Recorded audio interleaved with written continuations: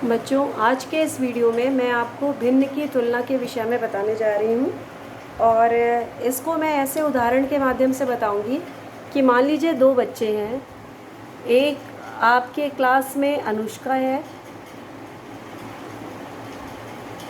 और एक है दर्शना। अब हमने कहा कि अनुष्का के 4 नंबर आए और दर्शना के 5 नंबर आए, तो बताओ किसके नंबर ज़्यादा आए। तो आप एक बार में ही कह दोगे कि दर्शना के नंबर ज़्यादा आए क्योंकि उसके 5 नंबर आए। लेकिन अगर इसी सवाल को मैं दूसरे तरीके से कहूँ कि अनुष्का ने 6 में से 4 सवाल किए, एक एक नंबर के सवाल थे, तो अनुष्का ने 6 में से 4 सवाल किए और उसके 4 नंबर आए, और दर्शना ने 9 में से 5 सवाल किए तो दर्शना के 5 आए। यानी एक का हो गया 4/6 और दूसरे का हो गया 5/6। अब आप जैसा कि देख रहे हो, ये क्या बन गया है, एक भिन्न बन गया है। अब मैं अगर आपसे पूछूं कि बताइए कि कौन बड़ा है, तो आप सोच में पड़ जाओगे कि कौन सा बड़ा है। क्यों? क्योंकि यहाँ पे हर समान नहीं है। हो सकता है कि अनुष्का ने भी कुछ सवाल और किए होते तो अनुष्का के नंबर ज़्यादा आ जाते। तो यहाँ पर हम तुलना करने के लिए 2 विधि का प्रयोग कर सकते हैं। पहली विधि है जो आप जानते हो, लघुत्तम समापवर्त।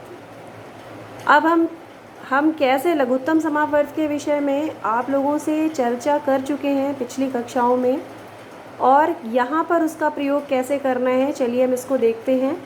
इसका हर है 6 और इसका हर है 9।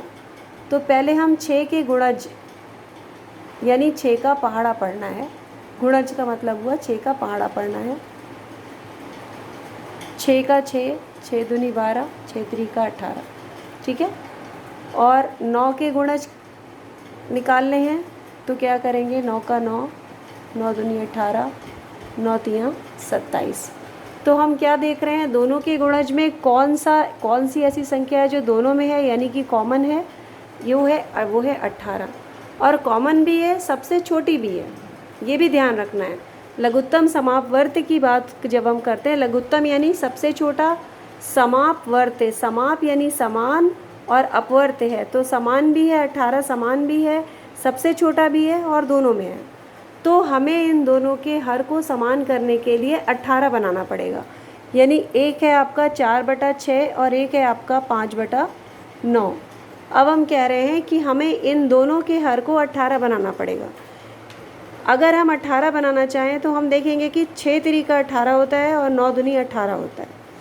लेकिन जब भिन्न दिया रहता है तो भिन्न में केवल हर को 18 नहीं बनाते या हर को ही गुणा नहीं करते, बल्कि अंश और हर को एक ही संख्या से गुणा करते हैं। जैसे 4/6 है तो हमने कहा 6 त्रिका 18, तो ऊपर भी 3 का गुणा करेंगे और नीचे भी 3 का गुणा करेंगे। इसी तरह 5/9 है तो 5 में भी 2 का गुणा करेंगे और 9 में भी 2 का गुणा करेंगे, जिससे कि ऊपर और नीचे के मान में कोई परिवर्तन ना आए। तो अब क्या करते हैं, यहाँ पे कितना हो जाएगा, 12/18, और यहाँ पे कितना हो जाएगा, 10/18।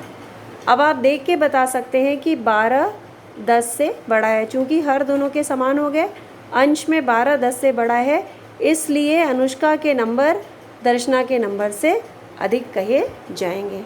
यह है भिन्न की तुलना, एक चीज़। अब मैं बहुत साधारण बात पे आ जाती हूँ। अगर मैं आपसे कहूँ कि एक विद्यार्थी है जिसके कि 16/20 आए। एक विद्यार्थी है, चलिए हम नाम ले लेते हैं, नितिन है, जिसके नंबर आए 16/20, और एक है ब्रिजेंद्र जिनके आए 17/20। तो यहाँ पे आपको कुछ भी करने की ज़रूरत नहीं है, आप सीधे देख के कह दोगे कि दोनों के हर समान हैं और 17 16 से बड़ा है, इसलिए ब्रिजेंद्र के नंबर नितिन के नंबर से ज़्यादा है। लेकिन अगर इसी को मैं दूसरे शब्दों में कहना चालू करूं कि एक दूसरी क्लास का बच्चा है, मान लिया कि वो बच्चा है सचिन, और उसके 30 में से 17 नंबर आए। यहाँ पे आप बिना लघुत्तम समापवर्त निकाले और यहाँ पे भी बिना लघुत्तम समापवर्त निकाले आसानी से बता सकते हो। अब मैंने पूछा कि यहाँ पे किसके कौन सा बड़ा है, किसके नंबर ज़्यादा हैं, तो आप आसानी से यहाँ भी देख के बता सकते हो कि यहाँ 30 में से 17 है, जबकि यहाँ 20 में से 17 है। 3 नंबर का अंतर है और यहाँ पे 13 नंबर का अंतर आ रहा है। तो इसका मतलब ये हुआ कि ब्रजेंद्र के ही नंबर अभी भी ज़्यादा हैं, क्योंकि इसके 30 में से 17 नंबर आए हैं। अब अगर मैं बात करूँ, एक और बच्चा है, मान लिया कि वो बच्चा है अंश, और अंश के जो नंबर हैं वो 13/15 हैं। तो आपसे मैंने कहा कि अब बताओ 13/15, 16/20, 17/20 और 17/30, इसमें से कौन ज़्यादा है, कौन बड़ा है? तो आप एक बार सोचोगे, थोड़ा सा हैरान होगे, क्योंकि इन तीनों में तो आपने आसानी से बता दिया था। जब यहाँ पे अंश के नंबर आ गए तो आपको थोड़ा सा डाउट हो गया कि अब कौन सा बड़ा है। तो इसके लिए हम क्या करते हैं कि ये जो नीचे हर दिए हुए हैं, हमें इनको समान बनाना पड़ेगा लघुत्तम समापवर्त की सहायता से। तो हम फिर से इनके गुणज लेते हैं। चलिए 15 का गुणज लेते हैं, 15, 30, 20 का लेते हैं, 20 और 30 का लेंगे तो 30 एकम 30, 30 दूनी 60, 30 तियां 90। अब अगर हम इन तीनों के गुणज देखें तो कौन सी सबसे छोटी संख्या है जो तीनों में है, तो हम देखते हैं कि 60 वो सबसे छोटी से छोटी संख्या है जो तीनों में शामिल है। यानी हमें इनके हर को क्या बनाना पड़ेगा, 60 बनाना पड़ेगा।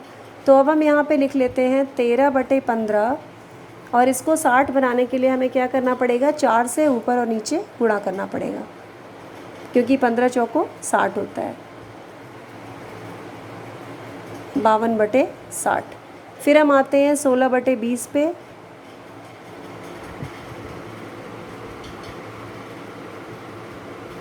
तीन से गुणा करना पड़ेगा, क्योंकि 20 तिहाई 60 होता है, तो ये हो जाएगा 48/60।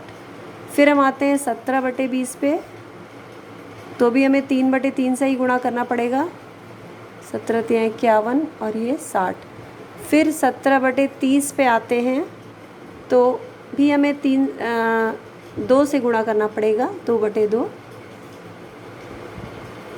और ये हो जाएगा 60। तो अब हम इस तरह से देखते हैं कि अब चारों के हर समान हो गए, और कौन सा नंबर सबसे बड़ा है, हम देख रहे हैं कि 52 सबसे बड़ा है।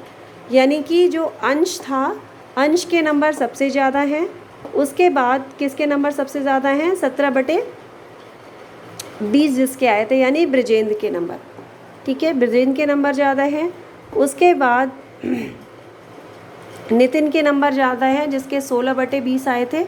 फिर उसके बाद लास्ट में सचिन के नंबर है, 34 नंबर हैं इसके 60 में से। क्योंकि सबके नंबर हमने हर सबके समान कर लिए। तो इस तरीके से हम किसी भी भिन्न की तुलना कर सकते हैं। भिन्न की तुलना करने की ये सबसे सरल विधि है। विधियाँ बहुत सारी हैं, लेकिन ये विधि सबसे सरलतम विधि है जिसमें आप भिन्न की तुलना करके देख सकते हैं कि दी गई भिन्न में से कौन सी बड़ी है और कौन सी छोटी है। तो ये था हमारा आज का वीडियो, भिन्न की तुलना।